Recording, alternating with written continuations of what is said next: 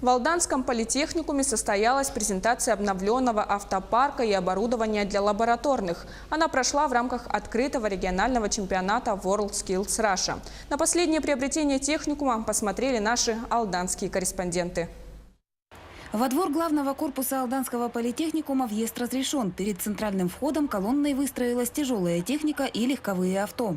В рамках открытого регионального чемпионата WorldSkills Russia в республике в политехникуме состоялась презентация комплексной модернизации материально-технической базы. Гостям, а в качестве таковых присутствовали сотрудники алданских предприятий, преподаватели представили новинки, приобретенные в прошлом году.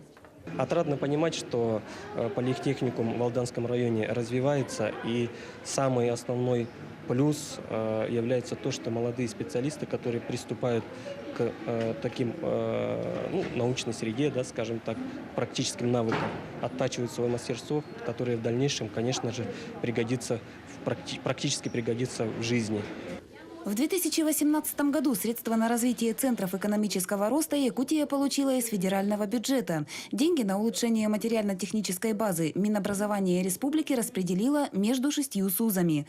В рамках презентации состоялось официальное открытие лаборатории химического анализа. Оснащение лаборатории – последнее приобретение техникума. При формировании лаборатории по химическому анализу мы ориентировались на потребность района среди промышленных предприятий, обслуживающих предприятий, которые контролируют именно экологическое благополучие человека.